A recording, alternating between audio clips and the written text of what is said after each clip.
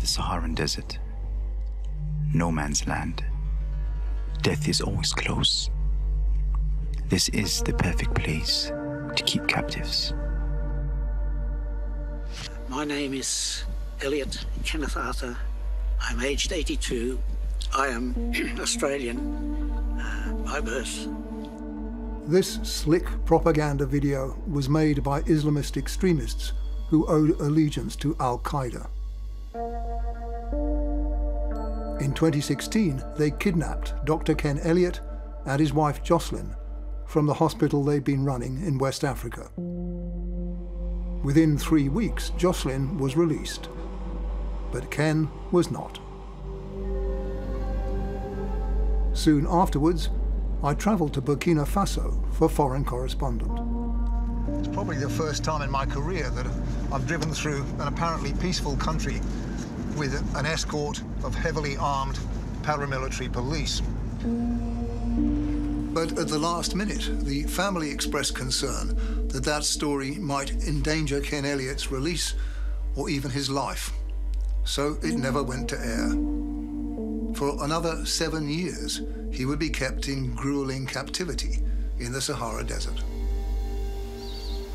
Then last year, at the age of 88, he was quietly released. He returned home to Jocelyn in Perth. Ken, Jocelyn, hi, Jonathan. Thank you. They have never talked to anyone in the media about what happened. So, we're going to have a chat, yeah? Until now. There was a knock on the door, and Ken went to the door. 4 people with AK-47s. They were all crouched right down, and I thought they looked pretty scared, but they were in by that time. They just came straight through the door? Yeah, pulled us out. We didn't have any option but to go along with them.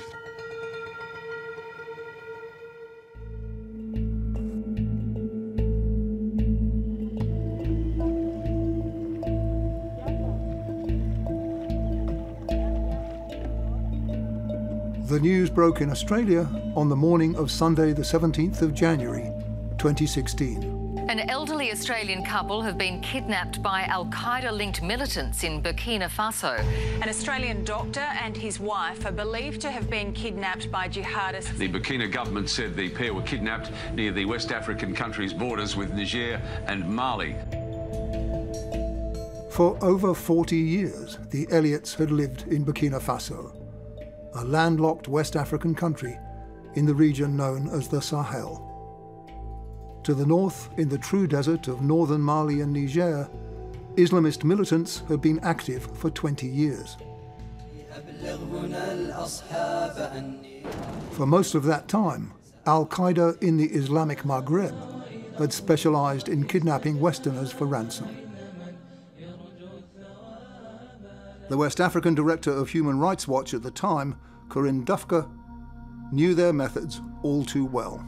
They used kidnapping as a key source of financing to sustain and grow their organizations. They kidnapped people in the extractive industry, they kidnapped religious workers, government officials, United Nations officials to negotiate usually quite large ransoms.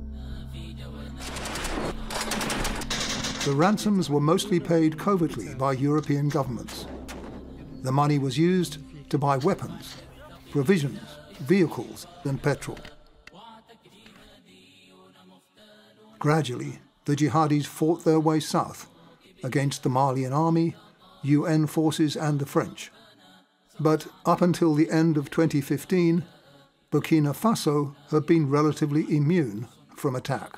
The incidents of January 2016 announced loud and clear to the Sahel, to Africa, and to the world that the Islamist dynamic had come to Burkina Faso with devastating effect.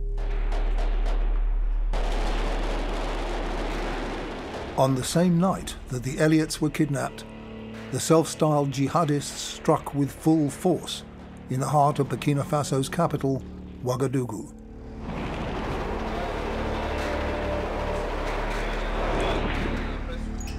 Well into the morning, there was a full-scale gun battle going on in the main street.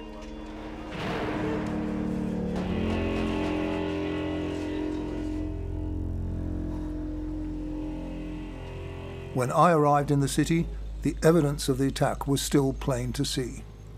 The early press reports described an attack on the Hotel Splendid. And as you can see, there's repairs going on. There was shooting there. There were people wounded.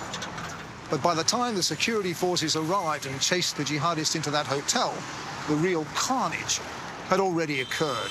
Not on that side of the street, but here at the Café Cappuccino, one of the most popular eating spots for the expat community in Ouagadougou. There was a fire raging inside. There were cars burning outside, and its terrace was literally awash with blood.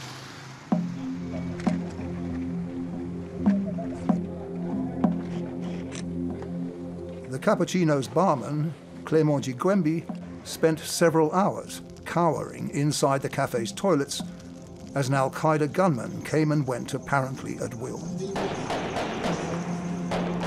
Quand il est venu la deuxième fois maintenant tuer les blessés, savait ce qu'il faisait, à bout portant, il mettait sur ta tête Allah Akbarou Pao. Allah Akbarou Pao. Et il est ressorti. Altogether, the jihadis killed 30 people that night. 20 were foreigners, 10 were locals, mostly Muslims like Mahomadé Wedhougu, a driver who was burned to death outside the Café Cappuccino. It fell to his brother Burema to identify the charred body. When we spoke to him 2 months later, he had no time for the jihadists' claim that they were acting in the name of Allah. Non, parce que nous savons que Allah est bien. Allah veut que tout un chacun d'entre nous là, qu'on soit noir, blanc, jaune, rouge, que nous rentrons dans le paradis. Allah veut que le paradis soit rempli. Et tout le Burkina, tout le Burkina, à travers toutes les religions, nous tous, nous avons condamné cet acte-là. Ceux-là, ce ne sont pas des musulmans. The anguish the attack caused in Ouagadougou was matched by the outrage of the citizens of the town of Djibo, near Burkina Faso's northern border. This is where Ken and Jocelyn Elliott had lived and worked and been abducted.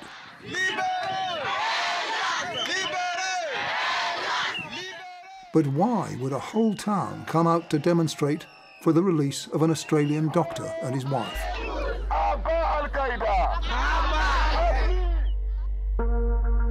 To find the answer to that question, we travelled north from Ouagadougou to Djibo.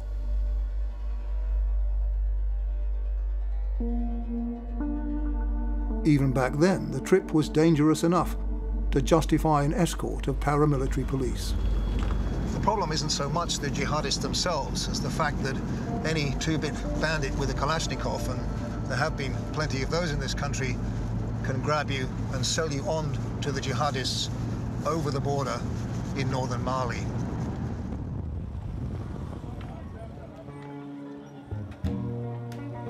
We arrived in the dusty little town as its daily street market was getting underway.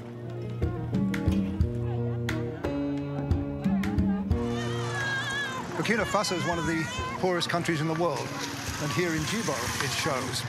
This is the provincial capital of the province of Soum. But here on the main street, there's no two-story buildings. Apart from the ubiquitous mopeds and the occasional car or truck, there's precious little that belongs to the 20th century, let alone the 21st. When 45 years ago, the Elliotts came looking for a place where poor people needed the medical help they felt it was their Christian duty to provide. When they got to Djibo, they knew they'd found it. Oh, we'd had that idea for a long time. Australia was packed out with doctors, more or less, at least it seemed to us, and there was just nothing over there. We saw that there was a really great need, mainly for surgery. Medicine was being handled somewhat in dispensaries, but surgery was almost non-existent. And so, gradually, over years, they built a hospital. It was a simple enough facility. There were no beds in the rooms. Patients brought their families and cooked for themselves. At its busiest, the hospital could accommodate 140 patients. We had this idea that we would not ask for funds, but only pray for them, ask upwards. And we found that that system worked quite well, and it was just amazing how we got what we needed when we needed it. The hospital's most vital service was surgery. On pousse la porte et on l'invite à l'intérieur de la salle d'op. Surgical assistant Burema Ganame gave me a guided tour of the once busy operating theatre. Et on conduit le malade sur la table d'opération. Here, in this simple room, Ken Elliott performed daily miracles.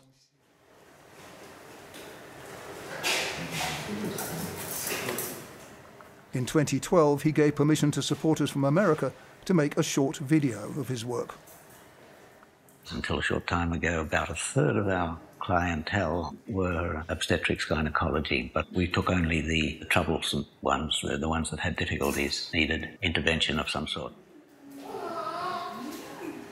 We do hernias, bladder stones, all sorts of tumours, you name it, we do it because there's nowhere else to do it. Well, that is within reach. In the Elliotts' view, God provided the means. Most of the surgical equipment, for example, came as an unsolicited gift from the US ambassador of an old Cold War emergency hospital. It had lots of medical instruments, all kinds of things. Without it, we would never have been able to do what we've done. And so we believe that the Lord knew he had that ready for us before we even came here. And God guided his hands in the theatre too, says Ken Elliott, looking back. We'd seen what I'm going to call miracles because they were miracles. Things that, like I say, you would never see here, just horrible cases. And they all walked home. I mean, clearly your motivation, both of you, was very much your Christian faith. Did you discriminate in any way about who you treated? Absolutely not. No, we were there to do the surgery, and that's what we did, and it didn't matter who it was. No, that doesn't count. Family friend Abdurrahman Yero was among many in Djibo who confirmed that claim to me. Mais au sein de son travail ici, Elliott ne confond pas travail et puis religion. Ici, il fait son travail. Que tu sois musulman, que tu sois sans religion, ça ne les regarde pas. Tu es venu, tu es un être humain, tu es malade, il te soigne. Le reste ne les regarde même pas.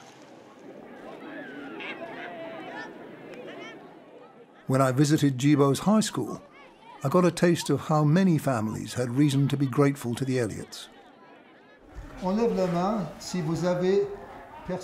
I asked how many members of the class knew a close family member who'd been treated by the Elliotts.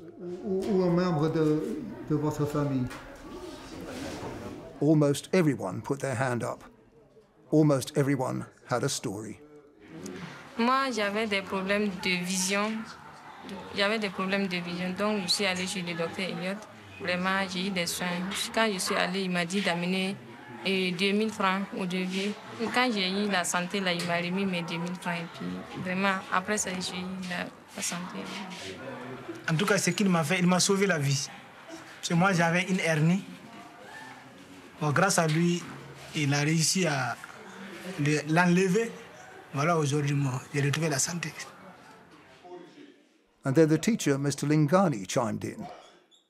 Et au Burkina Faso, il y en a qui disent qu'il a des pouvoirs mystiques. Il est comme un génie, ce monsieur, parce qu'il arrive à faire des choses extraordinaires en matière de santé.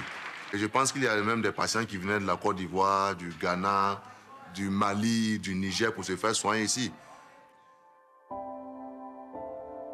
Over the years, there were volunteers from North America, from Australia, from Europe, who would give months or even years of their time to help out at the hospital. But the heat, the isolation, and the unremitting work were hard to take. Ken Elliott was hoping to find someone who would take over his burden. we're really getting on a little bit in years, and we'd really like people that would like to make it their work. But it wasn't old age that forced the Elliots to abandon their patients. It was those 4 visitors armed with Kalashnikovs who knocked on the door of their modest house behind the hospital. They were all crouched right down, and I thought they looked pretty scared. But they were in by that time. They just came straight through the door? Yeah, pulled us out. They sort of make your head go down like this, and they took me across to where there was a waiting car on the other side of our wire fence, and they bundled me across the top of the fence, and then we were bundled into the back of a Toyota. We didn't have any option but to go along with them. So, did you know what was happening to you, who these people were? Well, we presumed that they were probably jihadists, but we didn't really know. But in the following days, as news of the protests in Djibo filtered through to them in the desert, the Elliots became anxious. We thought that perhaps we might be too hot to hold and that they would dispose of us. After a while, Jocelyn said, I think they're going to do it, Dad. I said, what do you mean? And, well, they were getting out guns out of one of the vehicles over there, and then a bloke came over and got a gun out of the vehicle near where we were. I thought, well, yeah, she's probably right. But it turned out they weren't going to dispose of us at that stage. Might have saved a lot of trouble if they had, wouldn't it? In fact, says Jocelyn, except for that one scare, she never felt threatened. We were treated with respect, I think, because of our age. People didn't push us around or anything like that. No physical maltreatment? No, not at all. And then, 3 weeks after seizing them, their captors announced that they were going to release Jocelyn Elliott. Yes, well, that was a bit of a surprise. She says, well, what about him, you know? And they said, well, he stays because we've got people that are being held too. And so she said, well, if he can't go, I'm not going. And it was very interesting the way they reacted to that. You know, they looked at each other and they looked at each other. I don't think they'd ever been confronted by a woman before like that. However, we discussed it, that, you know, she had to go because she was the only one that knew anything about what had happened and what was going on at the hospital. What were your feelings, Jocelyn? Very surprised, that's for sure. Yeah. But there again, you know, we're in the hand of the Lord, and so that's, you know, gave me peace, and I knew that the Lord he could organise things. You know, he'd already organised this completely unexpected thing. Did you think at the time that the Lord would organise that you wouldn't see Ken again for over 7 years? No, I didn't think that at all, no. Jocelyn was released in Niger. She stopped briefly in Burkina Faso on her way to London. Je suis très heureuse de trouver que je suis ici au milieu de la famille de Burkina. You know, it's really hard to know why they did release Dr. Elliott's wife, because it's not like Al-Qaeda doesn't kidnap women. Since then, they have kidnapped numerous women who worked in mining companies, nuns, aid workers. So I don't necessarily think it was because she was a woman. So it may well have been a result of some of the pressure by Djibo or Burkina Faso elders. But his kidnappers showed no inclination to release Ken Elliott. For over 7 years, he was moved from camp to camp in the vast Saharan wilderness. We didn't really know where we were. We were just with them. And that was true for all the years that I was with them. At least for most of that time, Ken Elliott had company. Hello, my name is Julian Gergut. I am from Romania. I've been captured in Burkina Faso on the 4th of April 2015. Julian Gergut was a security guard at a manganese mine quite close to Djibo when he was captured. He shared the 2017 Proof of Life video with Ken Elliott and most of their long captivity too. When I met up with him, he'd been in captivity for 9 months, and I thought, how could anybody put up with this for 9 months, you know? I ended up being there for 7 years and 4 months. Give us an idea of the day-to-day existence that you led. Well, existence is the right word, I think, because we had nothing to read, we had nothing to listen to, we had nothing to do, basically. It was very flat sort of life. Julian and I used to chat quite a lot, but we wore that out too. And we were somewhat different anyway, but I was thankful for him, and I hope he was thankful for me. They lived and slept mostly in crude shelters with a single blanket each. For fear they might be spotted by surveillance drones, they were rarely allowed out of them, even in daytime. What sort of food did you have?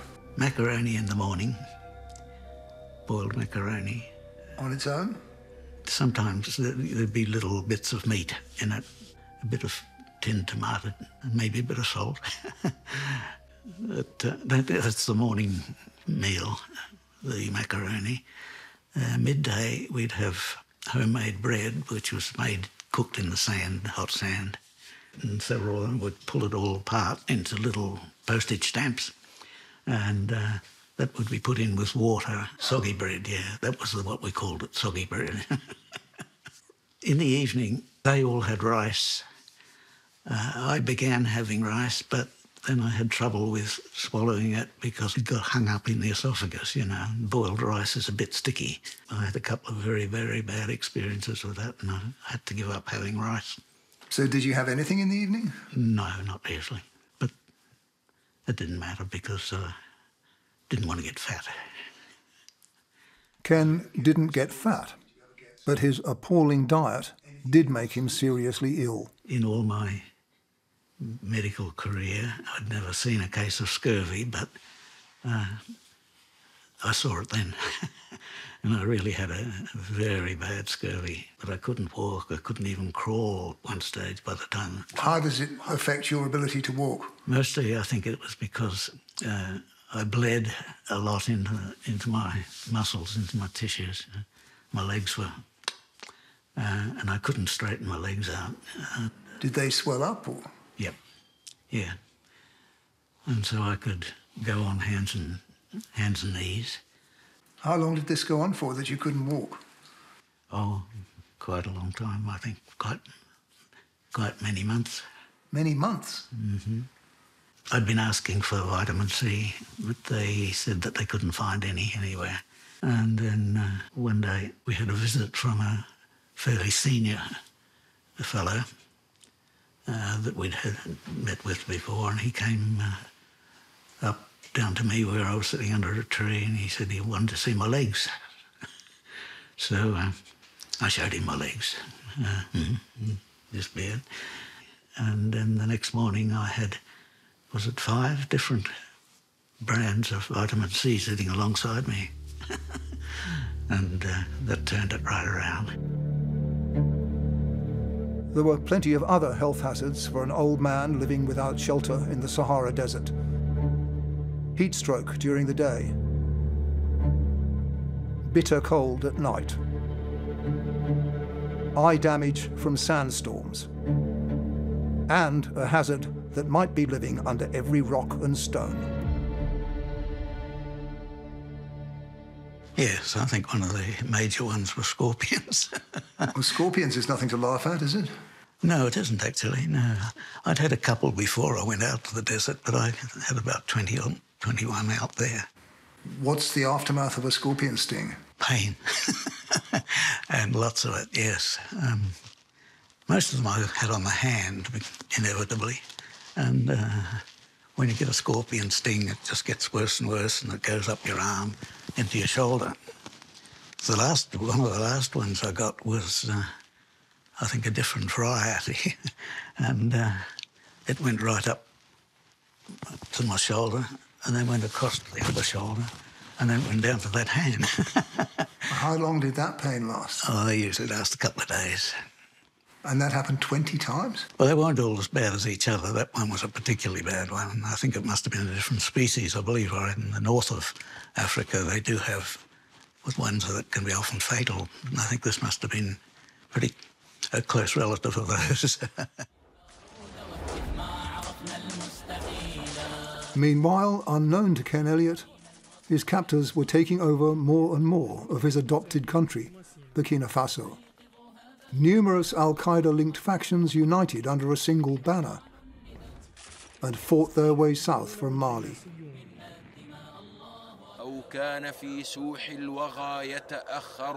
Across the border in Burkina Faso, they met and sometimes fought with the jihadis of Islamic State Sahel, a smaller but even more violent group of Islamist militants.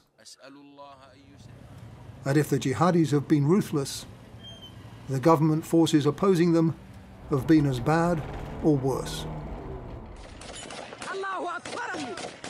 Could any journalist today travel from Ouagadougou to Djibo with an escort of half a dozen gendarmes, as I did 8 years ago? Absolutely not, if you wanted to come out alive. Djibo and the northern Sahel district of Burkina Faso is ground zero to the abuses. I myself, whilst I was with Human Rights Watch, documented hundreds of killings. Indeed, over the years, thousands of killings, both by the terrorist groups, but especially by the army and now the civil defense militias and counterterrorism operations. As recently as December of 2023, there was a devastating terrorist attack on Djibo that killed scores of soldiers and many civilians as well. And in response to that, we understand the security forces organized a major offensive a few weeks later and went village to village to village, massacring anyone that they found in 6 or 7 villages right around Djibo.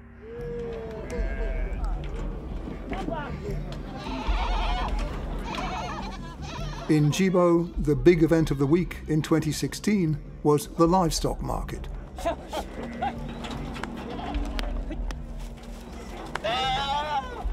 Traders came from as far as the Ivory Coast, Nigeria and Ghana to buy cattle, sheep and goats. Nobody comes anymore. The roads have been cut. Animals and people in Djibo have been starving for 2 years.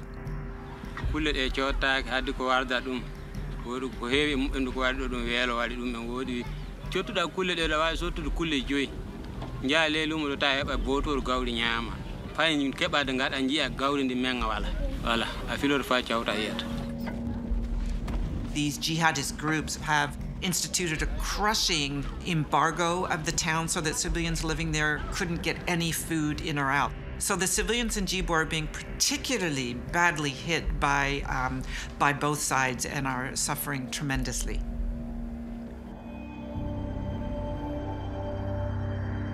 In the suburbs of Perth, Jocelyn Elliott waited and prayed. It was a year and a half before she heard directly from her husband. Thank you, particularly to my wife and children and grandchildren for their concern and prayers and love. And I pray that God will bless all of you abundantly. We were greatly comforted to see him there and speaking, and the thing I remember about it was that he said he thanked us for our love, and I just wondered whether or not he'd received any of the letters that we'd been sending.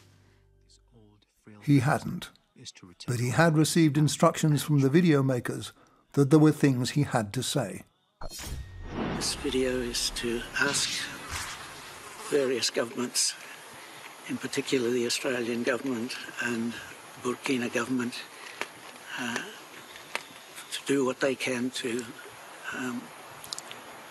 help negotiate my release. It looked as though Ken Elliott was asking for the Australian government to pay a ransom for his release. But Jocelyn wasn't fooled. To me, it was a propaganda system, that they made. Can you tell us how you got on with the Australian government? I mean, were they trying to help? Very definitely. The Australian government were always in contact with us, and they did a wonderful job, and I'm just very thankful for what they did, that's for sure. Of course, they have this very firm policy of not paying ransoms in these situations. And we felt the same way. We felt that we just encourage more hostage-taking in Africa, in Burkina and wherever, expatriates or local people. It was just encouraging this sort of situation. How about you, Ken? You were sitting there for 7 years. Did you hope somebody would pay a ransom for you at some point? Absolutely not. And I'd said to Jocelyn when we had our discussion just before she left that, I did not want a ransom. I wasn't sure about prisoner exchange, but certainly no ransom. And I didn't expect one either. And so Ken's existence continued, night after day, month after month, year after year.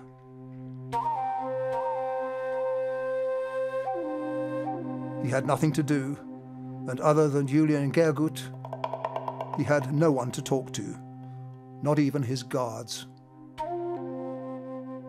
In the beginning, I could talk to a few of them because a few of them could speak French a little bit, but that wasn't approved of by the administration, as it were, because I don't know why, but I guess they were afraid that we might influence their beliefs and or even use them to make an escape, perhaps. Did you ever provide medical services to the people that were guarding you? Occasionally there was somebody that consulted me, but there's not much you can do when you don't have equipment and you don't have remedies. No, that wasn't a part of my experience. Did they try to persuade you to convert to Islam? Oh, sure, yeah. But no, I just didn't go along with it. I wouldn't have converted, and I wouldn't pretend to. The Lord's been good to me, and I don't want to dishonour him by even pretending to be a Muslim.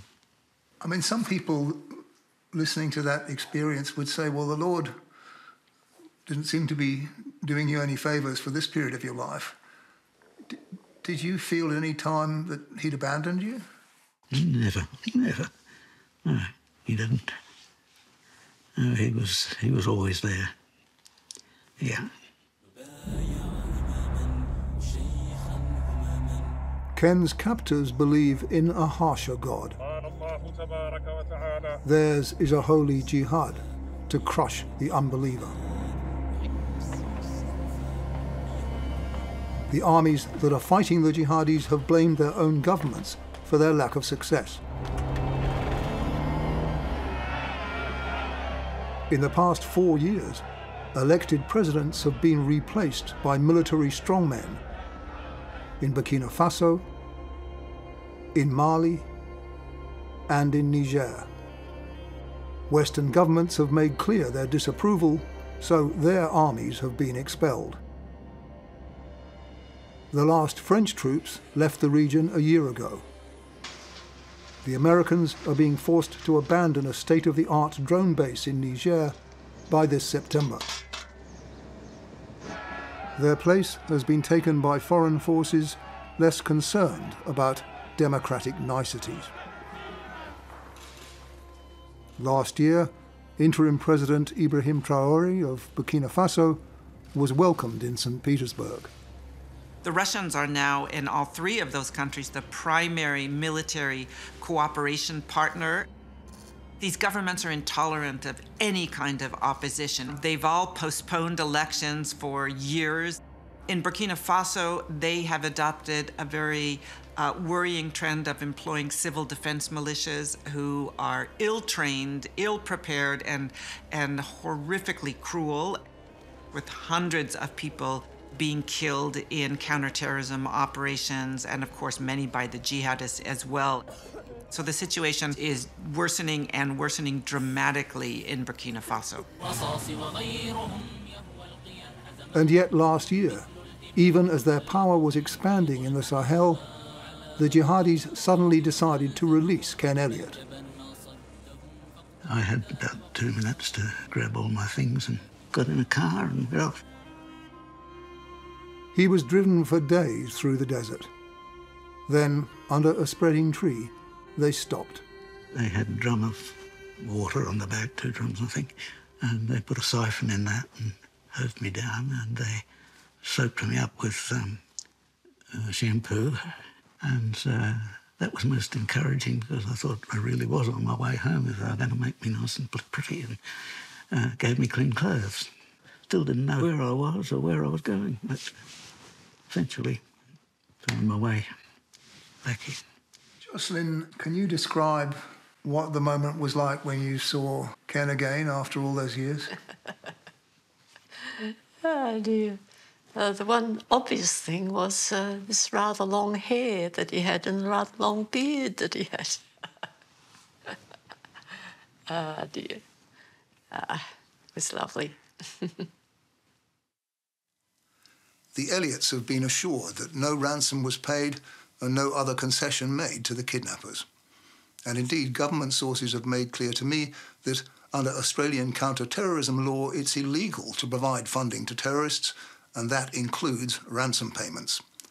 But the experts I've consulted are sceptical. The terrorist groups spend a tremendous amount of time and money on their hostages. They have to keep them alive, they have to move them, and they have to pay their guards.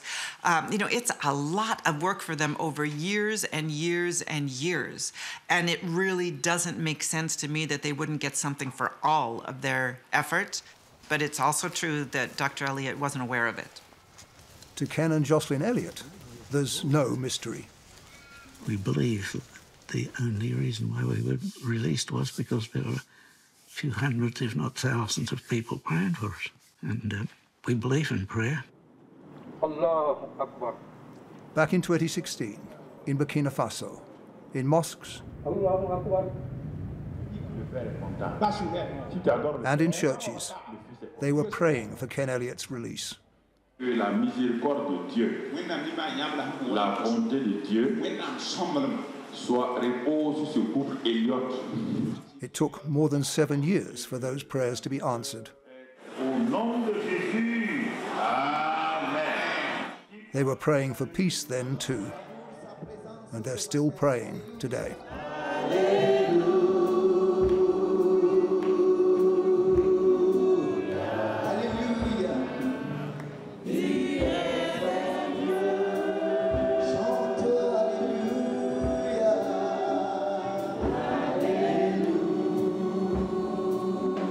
Savoure la présence de ton Dieu ce matin. Alléluia.